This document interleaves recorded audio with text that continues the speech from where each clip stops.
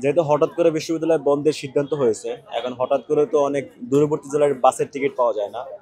এই জায়গায় শিক্ষার্থীদের অসুবিধার কথা চিন্তা করে ডাকসুর উদ্যোগে এখানে আমরা বেশ কিছু বাস সার্ভিসের ব্যবস্থা করেছি, যাতে করে আমাদের শিক্ষার্থীরা একটা ন্যূনতম মূল্য দিয়ে বা নিরাপত্তার সাথে এবং অনিশ্চয়তা মুক্তভাবে তারা যেন বাড়িতে পৌঁছাতে পারে। এই জন্য আমরা আমাদের বিশ্ববিদ্যালয়ের যে বাসগুলো নিয়মিত চলে সেগুলোকে মোটামুটি সবগুলো বিভাগে পাঠানোর ব্যবস্থা করছি, যাতে করে দূরবর্তী স্থানের শিক্ষার্থীরা তারা যেন নিরাপদে বাড়িতে পৌঁছাতে পারে।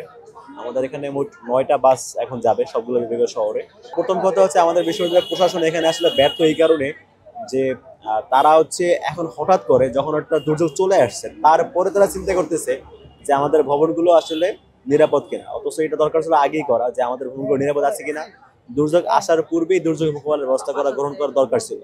কিন্তু তারা এটা করতে পারে নাই। এখন এই জন্য হঠাৎ করে ভূমিকম্প আসার পরে এখন তাদের বোধোদয় হয়েছে এবং এখন তারা চেক করার জন্য বুয়েট থেকে লোকজন এনে চেক করাবে যে ভবনগুলো ঠিক আছে কিনা। তো চেকিং করার ক্ষেত্রে আসলে মনে হয় না খুব বেশি সময় লাগবে। তারা মেইনলি যেটা করবে যে আমাদের সবগুলো হলের সবগুলো রুমে রুমে যাবে, গিয়ে চেক করবে যে এই ভবনটা এই রুমটা নিরাপদ আছে কিনা, ভূমিকম্প ট্যাকেল দেওয়ার মতো সক্ষমতা আছে কিনা। এটা করতে আশা করছি সময় বেশি দিন লাগবে না। এরপরে যেটা সংস্কার প্রয়োজন হবে সেটা সংস্কার করবে, এটা পরবর্তী বিষয়। কিন্তু আলটিমেট যে সমাধান নতুন হল নির্মাণ, সেটা নিয়েও কাজ চলছে, আমরা কাজ করছি, দেখা যাক কতদিন করতে পারি। এই আলোচনাগুলো এসেছে গিয়ে বিভিন্ন শিক্ষার্থীদের বিভিন্ন মন্তব্য থেকে। এটা আসলে কোনো দায়িত্বশীল জায়গা থেকে এমন কোনো তথ্য আসে না যেটা আমরা রিলে করতে পারি। এরকম আসলে কোনো রিলায়েবল সোর্স থেকে বক্তব্য আসে নাই, সুতরাং এটার কোনো সত্যতা ভিত্তি আসলে নাই। এটা হয়তো বা অনেক মানুষের পারসেপশন, আমার মনে হইতেছে, ওনার মনে হয়ে গেছে এরকম আর কি। এটা কোনো প্রশাসনের বক্তব্য না, সুতরাং এটা নির্ভরযোগ্যতা নাই। আসলে ভূমিকম্প না হলে কি আসলে এই ধরনের পদক্ষেপ বিশ্ববিদ্যালয় প্রশাসন আদৌ কি নিত? মনে হয় না নিত। তারা বরাবরই উদাসীন, যতক্ষণ ডাকাডাকি করতে ততক্ষণ চলে, খেলাগারের মতো। এরা নিজ উদ্যোগে যে শিক্ষার্থীদের কথা চিন্তা করে ভবনগুলো নিরাপদ করার ব্যবস্থা করবে, আমার কাছে মনে হয় এই ব্যাপারে তাদের সদিচ্ছার যথেষ্ট ঘাটতি আছে। আচ্ছা, আপনি যে বলেন উদাসীন, ডাকসু দেখেন, ডাকসু তো আমাদের শিক্ষার্থীদের অধিকার আদায়ের রক্ষা কবচ। এখন ওই জায়গা থেকে একজন ডাকসু ছিল না, এটা আমাদের জন্য দুর্ভাগ্য। বাট আমরা এখন যারা ডাকসুতে নির্বাচিত হয়েছি, আমাদের অন্যতম একটা প্রতিজ্ঞা আমরা ডাকসুকে পুরো ক্যালেন্ডার ইভেন্টে পরিণত করব, যাতে করে একটা নির্দিষ্ট সময় পর পর অবশ্যই বিশ্ববিদ্যালয়ের অন্যান্য কার্যক্রমের মতোই ডাকসু হয়।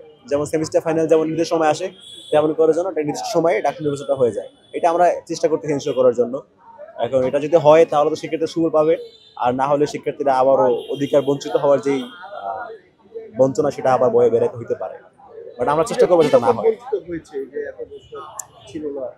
দেখেন, একটা বিষয় শিক্ষার্থীরা অনেকগুলো সমস্যা ফেস করে বিভিন্ন জায়গায়, বিভিন্ন সিস্টেমগত জটিলতা, বিভিন্ন বাস্তবিক সমস্যাও আছে। এই সবগুলো বিষয় শিক্ষার্থীরা ওইভাবে অর্গানাইজ ভাবে তাদের অধিকার কথা বলতে পারে না।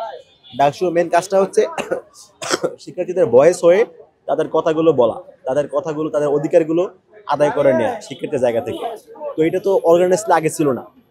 এই জায়গাটা দখল করতো ছাত্রলীগ বা অন্যান্য ছাত্র সংগঠন। তারা এই সুযোগটা নিয়ে তারা শিক্ষার্থীদেরকে দাসে পরিণত করতো গেস্ট রুম গঞ্জরুম কালচারের মধ্য দিয়ে। তো ওই যাতে গ্যাপটা না হয়, শিক্ষার্থীরা তাদের অধিকার কথাটা অর্গানাইজ বলতে পারে, অধিকার আদায়ের জন্য একসাথে কাজ করতে পারে, ওই জায়গাটা লিড দেওয়ার জন্য ডাকসু প্রয়োজন।